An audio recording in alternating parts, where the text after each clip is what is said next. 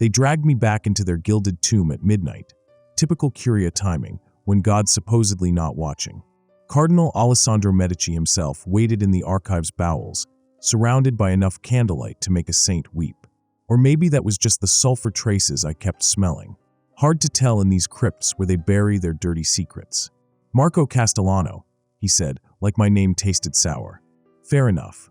Been 3 years since they excommunicated me for asking the wrong questions about missing altar boys.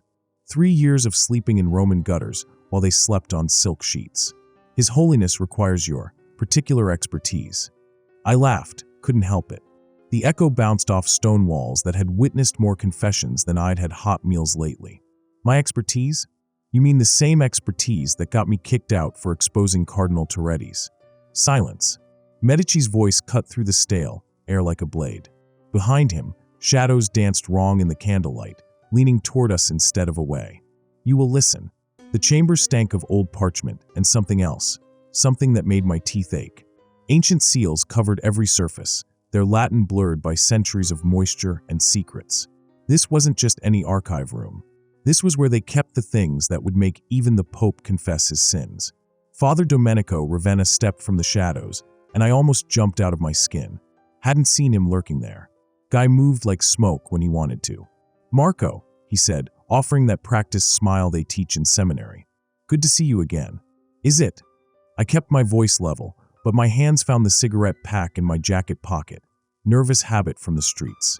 Last time we talked, you were defending the Curia's right to relocate priests who like little boys a bit too much. Something flickered across his face. Guilt.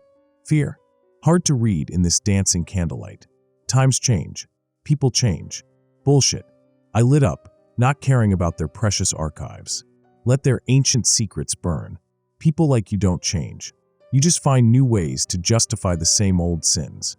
Medici slammed something on the wooden table between us. A letter, sealed with papal wax that gleamed red as fresh blood. The moment it hit the wood, every candle in the room guttered. Just for a second. Just long enough to make my skin crawl. You will deliver this, Medici said. I stared at the thing. Ornate didn't begin to cover it. Gold leaf traced around the edges, papal ring pressed deep into the wax, but something about it made my stomach turn, like staring at roadkill in summer heat. Deliver it where? Below. The word hung in the air like incense smoke. Heavy. Wrong. Below what? But I already knew. Had heard the stories, the whispers in seminary before they kicked me out. The chambers beneath the Vatican that didn't appear on any map. The places where they said the devil himself once walked, back when God and his enemy still talked business. Ravenna stepped closer, and I caught another whiff of that sulfur smell. Stronger now. It's diplomatic correspondence, Marco. Routine communication. Routine. I picked up the letter, and Christ Almighty, the thing was warm. Not body warm. Fever warm. Like it had been sitting in front of a fire. You're telling me the Pope routinely writes letters to whom is not your concern, Medici snapped. Your concern is delivery. Nothing more. I turned the letter over in my hands. The papal seal seemed to pulse in the candlelight, and for a moment, just a moment, I could swear I heard something. A whisper. A laugh. Coming from inside the envelope itself. What's in it? I asked. God's business, Ravenna said, but his voice cracked on the word God. Subtle, but I caught it. 3 years on the streets teach you to catch every tell, every lie. The air in the chamber grew thicker. Heavier. Like before a thunderstorm, but underground where no storm should reach. One of the candles went out with a soft hiss, and in that moment of darkness, I saw something that made my blood freeze. The shadows on the wall weren't matching the remaining candles. They were moving independently, reaching toward the letter in my hands like hungry fingers. Never carry unholy correspondence, I muttered, remembering some half-forgotten rule from my seminary days. Isn't that what they taught us? All papal letters are blessed and safe, Ravenna said quickly. Too quickly. This is standard Vatican correspondence. Standard. Right. That's why they needed an excommunicated heretic to deliver it at midnight in a crypt that reeked of sulfur. I looked at the letter again, and the wax seal seemed to shimmer. For just a second, I could swear the papal ring impression looked different. Older. Like it bore a face that wasn't quite human. But when I blinked, it was just the familiar crossed keys and papal crown. Memory played tricks when you were hungry and tired. Had to be. Why me? I asked. You've got 100 faithful priests who'd crawl through broken glass to serve his holiness. Why the excommunicated troublemaker? Medici and Ravenna exchanged a look. Quick. Guilty. Because, Ravenna said slowly, some places require someone who's already outside the fold. Outside the fold. Like I was contaminated goods. Disposable. The letter grew warmer in my hands, and I swear I felt it pulse like a heartbeat. One of the ancient seals on the wall started to crack. Just a thin line, but in the dead silence of the crypt, it sounded like a gunshot. How do I know this isn't another setup? I asked. Another way to get rid of the inconvenient ex-priest who knows where too many bodies are buried? You don't, Medici said with brutal honesty. But you'll do it anyway. Why would I? He smiled, and it was the coldest thing I'd ever seen. Because if you don't, we'll make sure everyone knows exactly what you did to earn your excommunication. The real reason. Not the pretty story about asking questions. My blood turned to ice. They knew. Of course they knew. About the night I'd found Cardinal Toretti with that boy. About what I'd done to stop him. About the blood on my hands that had nothing to do with Holy Communion. That's blackmail, I whispered. That's motivation, Ravenna said, still wearing that practiced smile. Besides, what's the worst that could happen? It's just a letter. Just a letter. In a room where shadows moved wrong and the air tasted of damnation. Where ancient seals cracked at the mere presence of whatever I was holding. Where the Pope's own representative couldn't say the word God without his voice breaking. I tucked the letter into my jacket, next to my heart, and immediately regretted it. The warmth spread through my chest like poison, and for a moment I couldn't breathe. Couldn't think.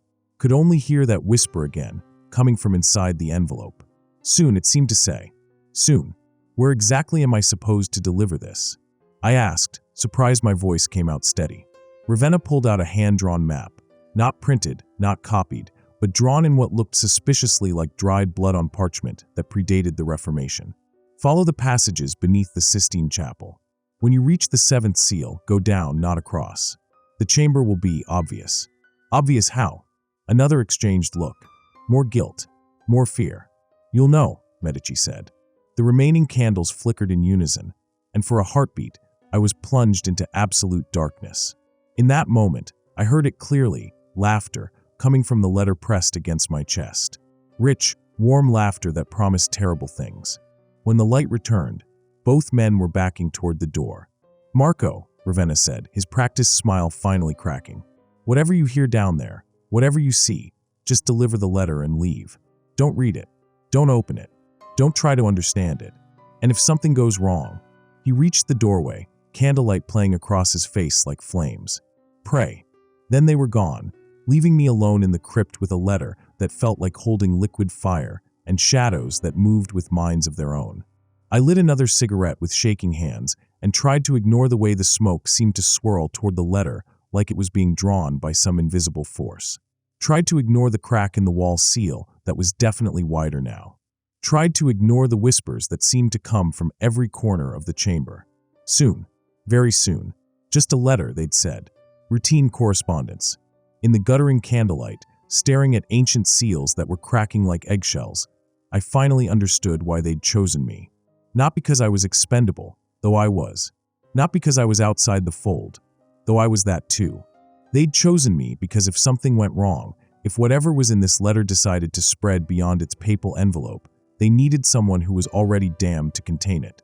Someone whose soul was already forfeit. Someone like me. The letter pulsed against my chest like a second heart, and in the distance, I could swear I heard something that sounded like the gates of hell creaking open. Time to go to work. The passages beneath the Sistine Chapel weren't on any tourist map, and for good reason. After 20 minutes of following Ravenna's blood-ink directions through corridors that predated Christ himself, I understood why they kept this place buried. The walls down here weren't just old, they were wrong. Stone shouldn't pulse like living flesh, but here we were. Had to be my imagination. 3 days without real food, sleeping rough in Roman doorways. Hunger played tricks on a man's mind. That's what I told myself when the carved Latin inscriptions seemed to shift in my peripheral vision. You're taking the long way, Ravenna's voice echoed behind me, and I spun around so fast I nearly dropped the letter. Hadn't heard him following. Guy really did move like smoke when he wanted to. Thought you stayed behind with Cardinal Medici, I said, hand instinctively moving to the envelope. The thing had grown warmer during our descent, radiating heat through my jacket like a small furnace. Not fever warm anymore, oven warm. Changed my mind. He stepped into the flickering circle of my torch light, that seminary smile pasted across his face like always. Couldn't let you wander alone down here. These passages can be treacherous. Treacherous. Right. Like I hadn't noticed him steering me away from the main passages every time I tried to follow the map's most direct route. Like I hadn't caught him whispering prayers under his breath. Not Latin prayers either. Something older. Something in a language that made my teeth ache and the letter pulse harder against my ribs. "This isn't matching your map," I said, pulling out the parchment. In the torchlight, the markings seemed to shift and crawl. Had to be the shadows playing tricks. Seventh seal should be back there, through the corridor we passed 10 minutes ago. Ravenna's smile flickered, just for a heartbeat. "Trust me, Marco. I've walked these passages more times than I can count. The map, sometimes the old routes shift. Stone settles differently after 15 centuries. Stone settles. I kept walking, but slower now, every instinct screaming danger. The letter was practically burning against my chest. "Since when do you know so much about Vatican Foundation engineering? You always were too suspicious for your own good," he said, that forced laugh echoing off stone walls. "That's what got you excommunicated, remember? Always seeing conspiracies where none existed." I remember plenty. The passage forked ahead, left into absolute darkness, right toward a distant glow that looked wrong somehow. Too red, too warm.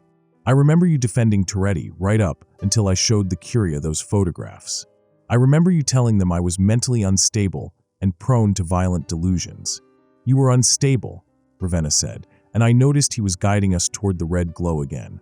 Every choice point, every fork, he steered us right. Always right, toward that bloody light. "What you did to Toretti proved that. What I did to Toretti. Like breaking that bastard's nose was the crime. Not what he'd been doing to altar boys for God knew how long. The air down here tasted wrong, copper and old smoke, sulfur growing stronger with every step. My cigarettes turned to ash on my tongue. Even the nicotine couldn't cut through whatever was thickening the atmosphere around us. Like breathing soup made of sins. Tell me something, Domenico." I stopped walking, turned to face him in the red-tinged darkness. How exactly does a simple parish priest become an expert on navigating Vatican crypts that don't officially exist? His mask slipped. Just for an instant, but I caught it, the practiced serenity cracking to reveal something underneath. Fear, maybe. Or guilt. Could have been both. "I've served the church faithfully for 15 years, he said, words careful as a confession. "Some forms of service require specialized knowledge." Specialized knowledge. I lit another cigarette, watching his reaction through the flame. Like knowing which ancient passages lead to chambers that aren't on any official Vatican schematic? Like knowing how to draw maps in what I'm beginning to suspect isn't actually ink. "It's ink, Marco. You're being paranoid again." "Am I?" I held up the parchment, and in this hellish red light, the markings looked dark as dried blood. Thick. Organic. "Because I'm starting to think nothing about this little errand is what you people told me." The passage opened ahead into a wider space, and I finally understood why Ravenna had been steering us toward the red light. Why every choice had led us here, to this chamber that predated Christianity by centuries. Ancient frescoes covered the walls, not Christian imagery, but something older. Something that hurt to look at directly. Figures with too many faces arranged around symbols that seemed to squirm when I wasn't watching them straight on. And in the center of it all, a stone altar dark with stains that looked fresh despite their obvious age. "Sweet suffering Christ," I whispered. "He's not down here," Ravenna said quietly, and there was something in his voice now. Not the polished seminary tone, something raw, almost relieved. The letter pressed against my chest pulsed harder, radiating heat that made it difficult to breathe, difficult to think straight. And the whispers, Jesus, the whispers were getting louder, more insistent. Soon, they hissed from every corner of the chamber. Very soon now. The seal weakens. The gate opens. "This chamber isn't on your map," I said, backing toward the passage entrance. Every instinct screamed run, but my legs felt heavy as lead. "This place isn't supposed to exist." "Many things aren't supposed to exist," Ravenna said, stepping closer to that stained altar. "The missing children from Toretti's parish. The Vatican Bank's connections to organized crime. The reason Cardinal Medici really needed an excommunicated priest for this job. He looked at me with something like pity. That doesn't make them less real. That's when I noticed the candles. Dozens of them arranged around the chamber in patterns that made my vision blur when I tried to focus on them. Black candles burning with flames that produced no real light, only that sick red glow that seemed to come from nowhere and everywhere at once. And they were fresh, recently lit. "You've been here before," I said, the words falling from my mouth like stones. "Haven't you, Domenico?" His seminary smile finally cracked and fell away like old paint. "More times than I care to count." Jesus. My hands shook as I lit another cigarette, though the flame looked pale and sickly in this cursed light. "How many letters like this have you helped deliver?" "This is the first letter, Marco." He stepped closer to the altar, running his fingers along grooves carved deep into the stone. "But it's not the first delivery." The walls pressed closer. The whispers rose to a crescendo that made my ears bleed. And the letter, God help me, the letter was burning through my jacket now, searing itself against my skin like a brand. "What else?" I choked out. "What else have you brought down here?" "Messages," he said, voice barely audible above the growing whispers. "Prayers written in languages that predate Latin. Offerings that the Vatican's donors would never approve of." He gestured toward the dark stains covering the altar's surface, stains I'd been trying not to think about. The church has been in communication with certain entities for much longer than most people realize. That's bullshit. But my voice cracked saying it, because it wasn't bullshit, was it? Not down here in this pre-Christian chamber that reeked of old blood and older sins. Not with a letter burning against my heart that whispered secrets in languages I didn't recognize. "Why do you think they chose you, Marco?" Ravenna's voice turned gentle. "Pitying. An excommunicated priest with violence on his record? Someone already cast out of God's grace. Because I'm expendable. The truth tasted like ash and sulfur. Because you're already damned." He said it like a diagnosis. Clinical. Final. The ritual requires someone who's crossed the line. Someone who's already shed blood in anger. Someone whose soul isn't pristine anymore. The words hit like physical blows because they carried the weight of truth. Had carried that weight ever since the night I'd found Toretti with 12-year-old Antonio Rossetti. Ever since I'd chosen my fists over forgiveness, violence over Vatican protocol. "The letter," I said slowly, understanding creeping up my spine like ice water. "It's not diplomatic correspondence at all. No, it's not routine Vatican business. No." My throat felt raw. "What is it?" Ravenna looked at the altar, at the black candles, at the obscene frescoes that seemed to writhe in my peripheral vision. When he spoke, his voice was barely above a whisper. "It's an invitation." The chamber seemed to breathe around us, stone walls expanding and contracting like lungs. The black flames guttered in perfect unison. And the letter. Christ, the letter pulsed so hard against my ribs I thought it might burn clean through to my spine. An invitation to what? I asked, though some animal part of my brain already knew the answer. Had known it since Medici placed that cursed thing in my hands. To come home. I tried to run then. Tried to get back to the passage, back to the surface, back to a world where letters were just paper and priests were just men who'd lost their way. But the letter had grown so hot it felt like molten metal against my chest, and my legs wouldn't obey. The whispers had become a roar that drowned out everything else: thought, prayer, sanity. Soon. Now. The seal breaks. The gate opens. "Come home. Come home. Come home." "You knew," I gasped, falling to my knees on stone worn smooth by centuries of use. "From the beginning, you knew what this was. What it would do to me." "I've always known," Ravenna said, and for the first time since I'd met him, his voice carried actual human emotion. Sadness. Maybe even shame. "Someone has to carry it, Marco. Someone has to complete the ritual. And Vatican doctrine is very specific. It has to be someone who's already lost their soul." The letter was burning through my shirt now, searing itself directly against my skin. I could smell my own flesh cooking, could feel something moving inside the envelope like a caged animal testing the strength of its prison. The papal seal was glowing white-hot, and I swear I could see it changing. The crossed keys becoming something else entirely. Something with claws. "What happens?" I choked out through the pain. "What happens when I deliver this thing?" Ravenna knelt beside me in the red-tinged darkness, and for the first time since I'd known him, his expression was completely honest. Completely, terrifyingly human. "I don't know," he whispered. "But I pray to whatever's left of my soul that God forgives us both for what we're about to unleash."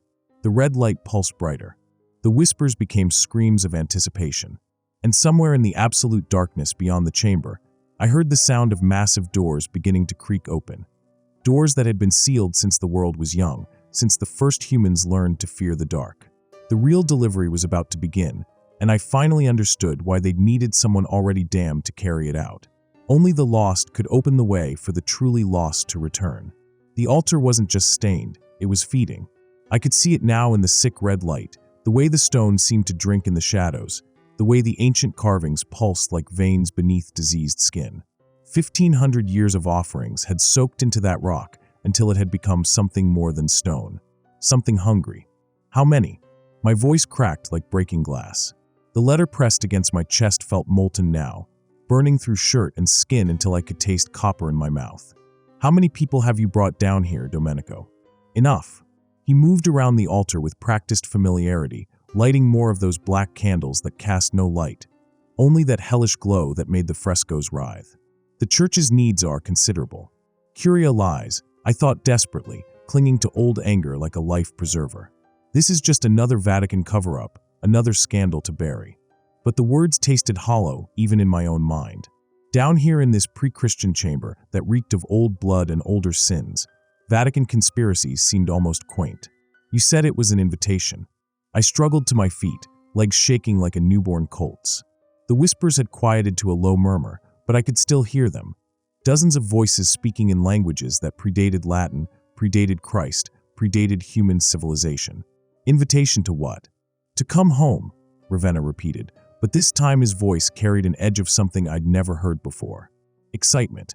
Do you know what the Vatican sits on, Marco? What they built St. Peter's Basilica over? Peter's grave. The catechism answer came automatically, drilled into me by 20 years of seminary training. Peter's grave is upstairs, under the main altar. Convenient tourist attraction. He gestured toward the obscene frescoes surrounding us. This is older. Much older. The Romans knew about it, built their own temples here to contain it. Before them, the Etruscans. Before them, tribes whose names are lost to history. His eyes reflected the red glow like an animal's. They all knew the same thing. This place is a doorway. And sometimes, very rarely, that door needs to be opened. The letter pulsed harder against my ribs, and I swear I could feel something moving inside it. Not paper anymore, something alive, something that scratched against the envelope's interior with tiny claws. Why? The word came out as a gasp. The air down here was getting thicker, harder to breathe, like trying to inhale soup made of sins. Why open it? Because they're homesick. Ravenna's voice turned gentle, almost paternal. The ones we cast out, the ones we banished to the outer darkness. They've been away for so long, Marco. Millennia. And they want to come home to the world they remember. Angels don't. I started, then stopped. Because the things in those frescoes weren't angels. Had never been angels. The figures writhing across the ancient walls had too many faces, too many limbs, geometries that hurt to look at directly. Jesus Christ. He's not here, Ravenna said again, and this time I caught the relief in his voice. Down here, older rules apply. Older names have power. The chamber breathed around us, walls expanding and contracting like lungs. I could feel the weight of centuries pressing down. All those offerings, all those rituals, all that accumulated darkness seeping into stone until it became something more than architecture. The Vatican had built their church over this place, but they'd never really claimed it. Just managed it. The word codex, I said suddenly, pieces clicking together like bullets sliding into a chamber. All Vatican communications run through it. If something gets into the system, every prayer, every blessing, every holy correspondence would carry their influence. Ravenna nodded approvingly. You always were clever, Marco. Too clever for your own good. The letter was burning through to bone now, but I couldn't remove it. My hands wouldn't obey, fingers frozen in place like I was trapped in amber. The whispers rose to a crescendo that made my ears bleed, and I could taste sulfur with every breath. Soon. Now. The seal weakens. The gate opens. How long? I choked out. How long have you been planning this? Planning? Ravenna laughed, a sound like breaking glass. Marco, we didn't plan this. They did. They've been working through the church for centuries, centuries of slow corruption, careful influence. Cardinal Medici thinks he's serving Vatican interests. The Pope himself believes this is diplomatic necessity. His smile was terrible in the red light. Only I know the truth. Only I understand what's really happening. You're insane. But even as I said it, I knew it wasn't madness. Madness would have been easier to fight. This was something worse, the cold logic of damnation, the careful orchestration of apocalypse. Insane. He gestured toward the altar, toward the frescoes, toward the black candles that burned without giving light. I've seen their realm, Marco. I've walked through the spaces between spaces, breathed the air of worlds where different laws apply. Insanity is a luxury for people who still believe in objective reality. The chamber groaned around us, stone grinding against stone, as if something massive was pressing against it from the other side. The black flames guttered in perfect unison, and I could see shapes moving in the darkness beyond. Not shadows, but absences of light that suggested forms too terrible to fully manifest. What did they promise you? My voice was barely a whisper now. The letter had burned through my shirt completely, searing itself directly against skin that bubbled and blackened. What did they offer in exchange for your soul? Knowledge, he said simply. The truth about what's really out there. What's always been out there, waiting in the spaces we pretend don't exist. His eyes had gone completely black now, reflecting the unholy light like polished obsidian. Do you know what it's like, Marco? To spend your whole life preaching about mysteries, about divine revelation, about the infinite, and never once actually encountering the infinite? To offer communion with God and never feel anything but empty air. So you found something else to commune with. I found something that answered back. His voice carried genuine wonder now, terrible in its sincerity. Something that acknowledged my prayers, my devotion, my desperate need to touch something beyond this world of flesh and disappointment. The walls were bleeding now, not blood exactly, but something darker. Something that moved with its own current as it trickled down ancient stone. The air grew so thick I could barely breathe, each inhalation like swallowing tar. The others, I gasped. The other deliveries. What happened to them? They served their purpose, Ravenna said, moving closer to the altar. Each one opened the door a little wider. Each ritual weakened the barriers a little more. But this, he gestured toward my burning chest, toward the letter that now felt like molten metal pressed against my ribs. This is the final key. The last seal. The papal seal on the envelope was changing, I realized with mounting horror. The crossed keys of St. Peter were elongating, reshaping themselves into something with claws and teeth. The papal ring's impression was becoming a doorway, a gateway carved in wax and sanctified by the holiest authority on earth. They needed papal sanction, I whispered, understanding flooding through me like ice water. Divine authority, the highest blessing the church can offer. Free will is the law, Ravenna nodded. Even they must be invited. But an invitation signed with papal authority, blessed by the vicar of Christ himself, that opens every door, breaks every barrier, overrides every protection humanity has built between itself and the outer darkness. The chamber shuddered as something massive pressed against reality itself. I could hear them now, not just whispers anymore, but voices. Thousands of them, millions, all crying out in languages that predated human speech. All hungry, all desperate to return to a world they'd been exiled from when humanity first learned to fear the dark.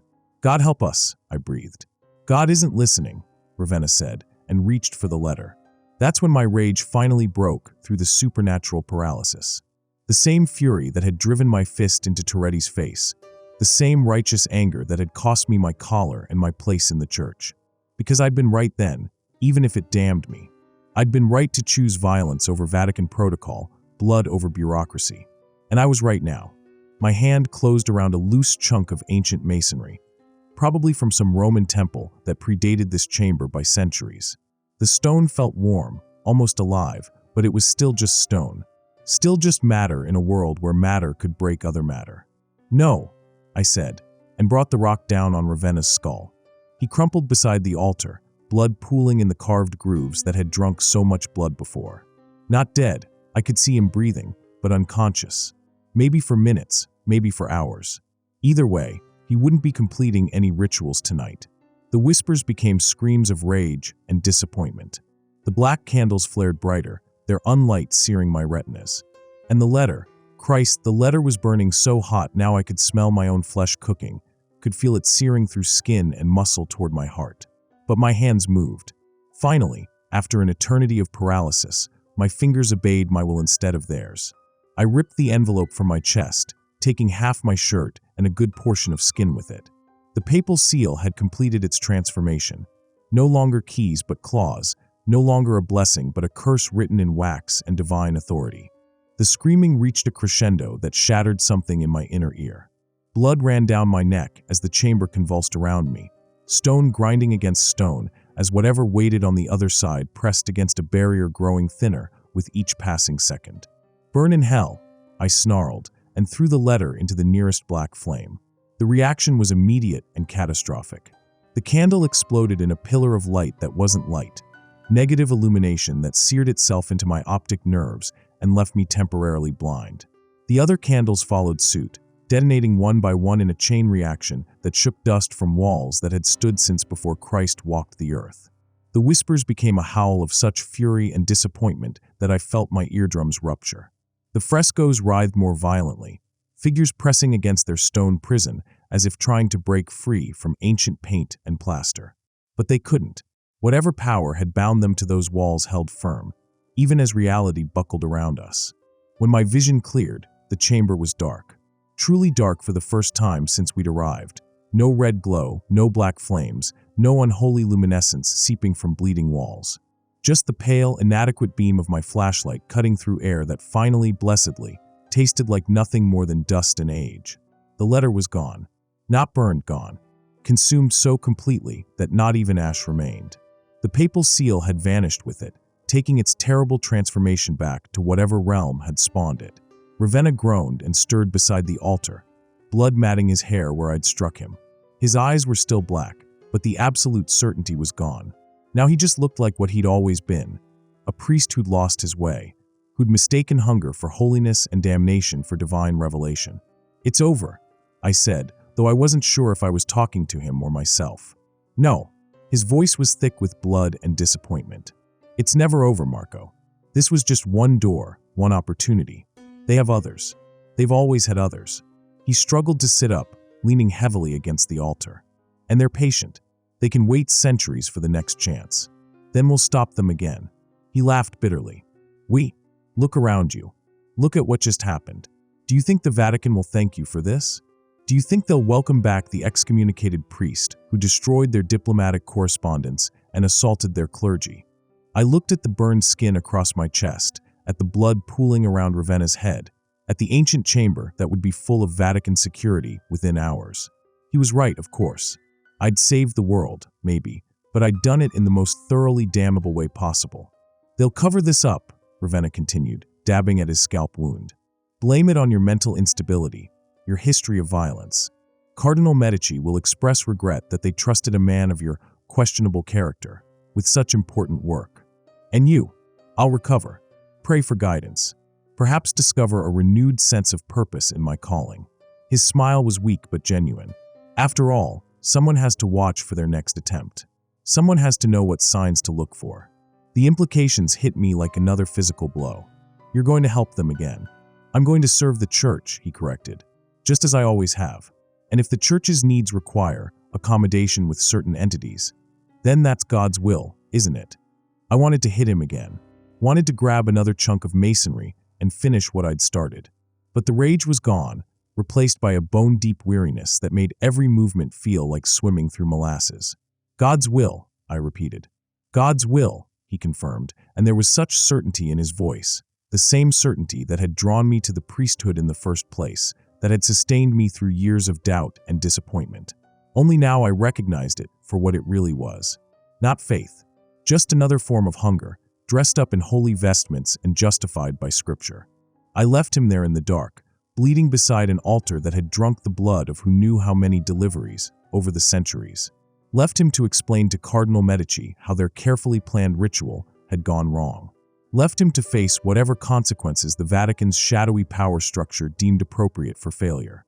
The journey back to the surface felt like climbing out of hell itself, which I supposed it was. My chest burned with every step, the seared flesh pulling tight across my ribs where the letter had branded itself into my skin. I'd carry those scars for the rest of my life, a permanent reminder of how close we'd come to opening a door that should never be opened. But we hadn't opened it. That had to count for something, didn't it?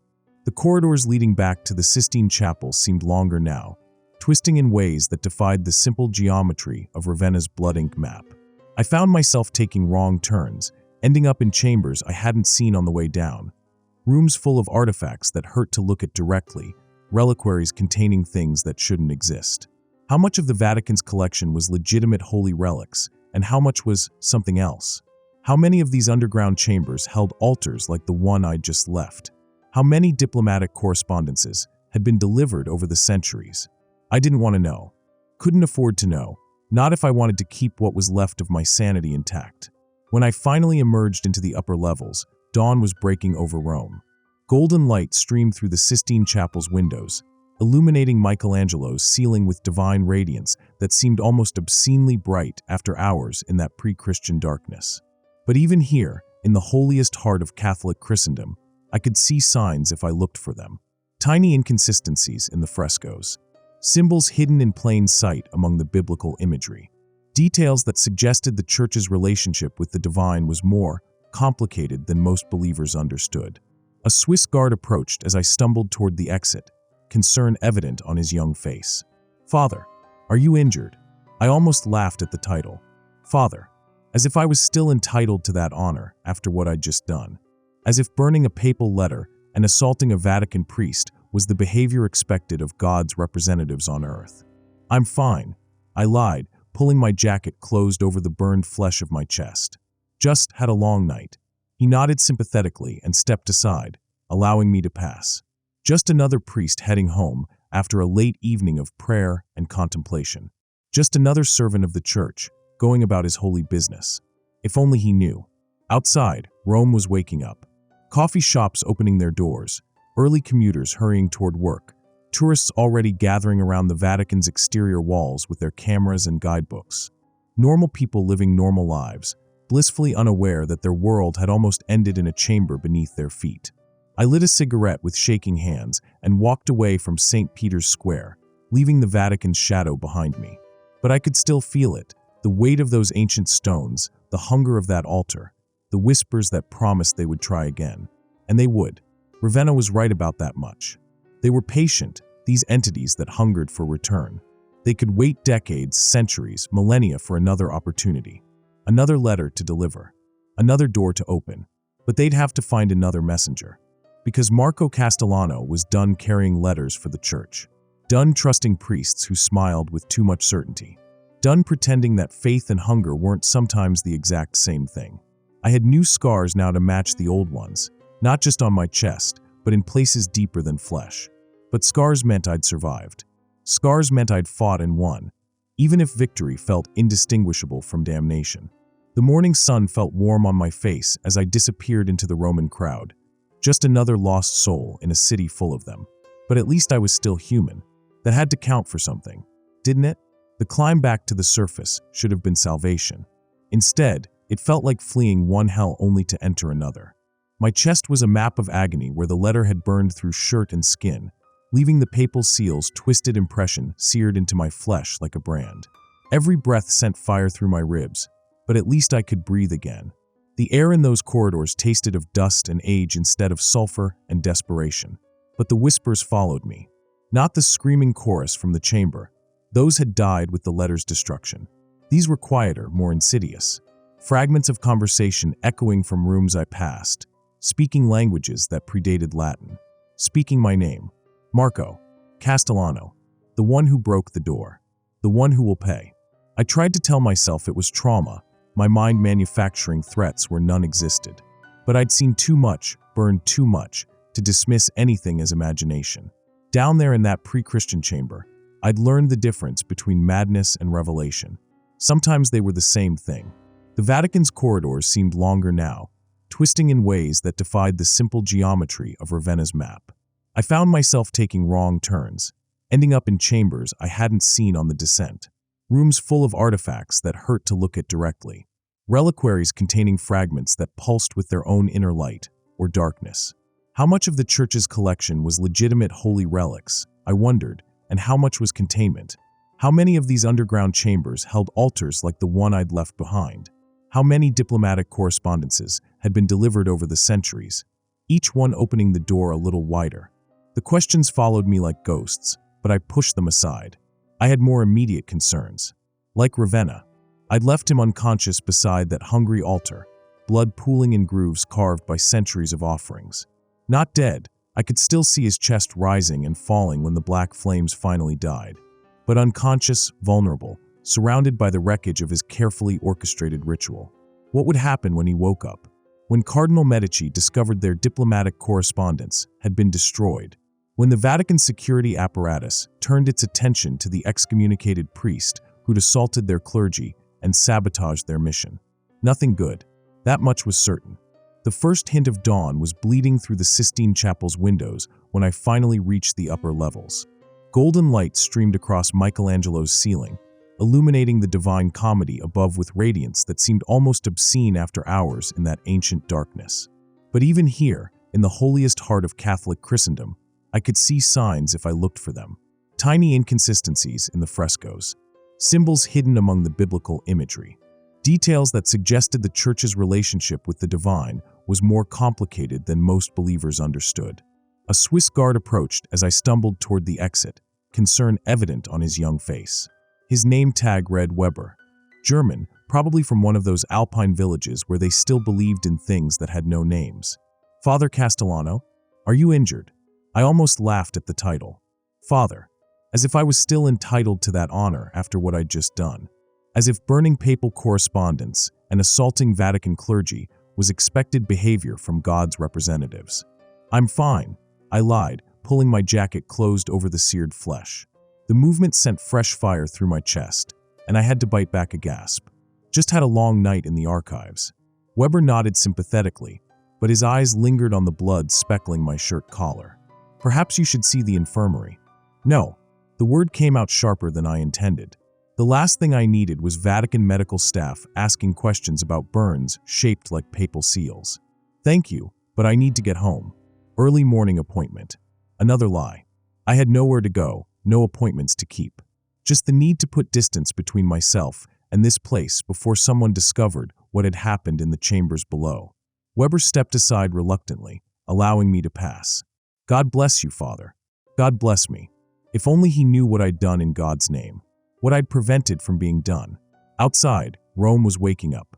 Coffee shops opening their shutters, early commuters hurrying toward work, tourists already gathering with cameras and guidebooks.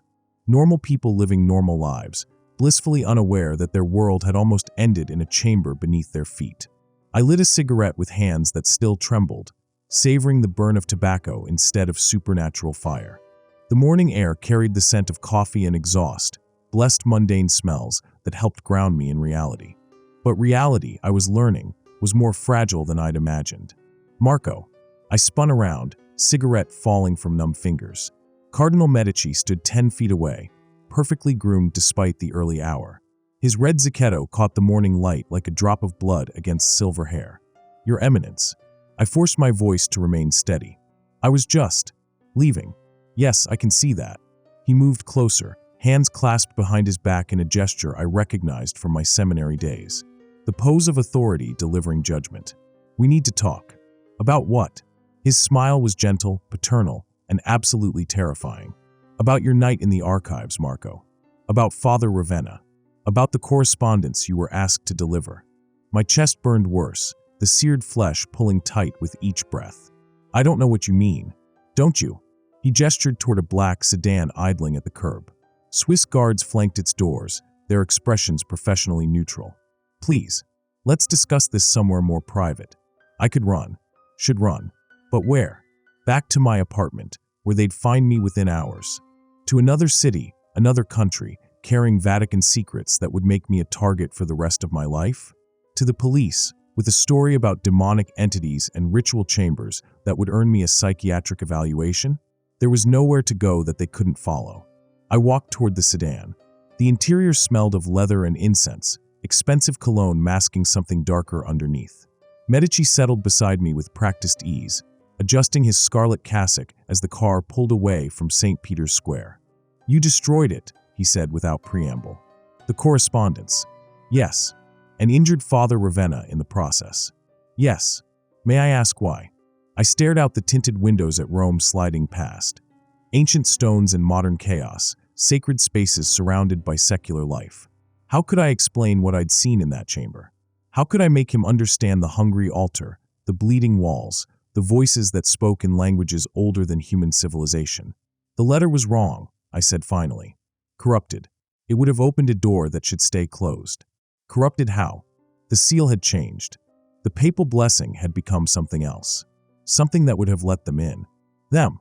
I looked at him then, searching his face for some sign of recognition, some indication that he knew what we'd almost unleashed.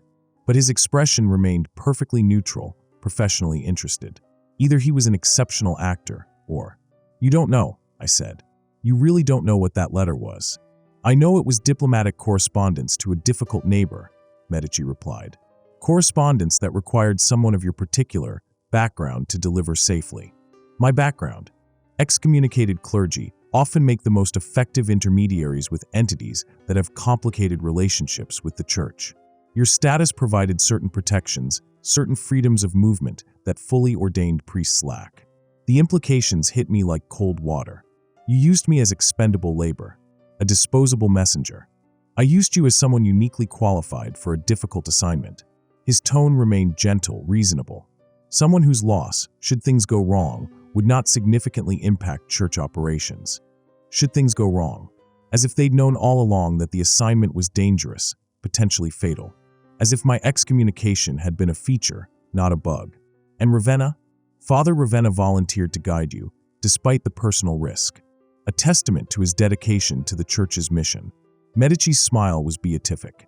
Though I understand his injuries have left him somewhat confused about recent events. Confused how? Memory difficulties. Occasional lapses. The physicians believe it's temporary, but… He spread his hands in a gesture of helpless concern. Head trauma can be unpredictable. The message was clear. Whatever Ravenna remembered about the chamber, about the ritual, about the entities that hungered for return, his testimony would be dismissed as injury-induced delusion.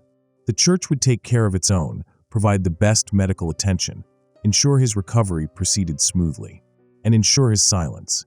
What about me? You. Medici seemed surprised by the question. You completed your assignment, Marco. The correspondence was delivered after a fashion. The diplomatic contact was made. Mission accomplished. But I destroyed.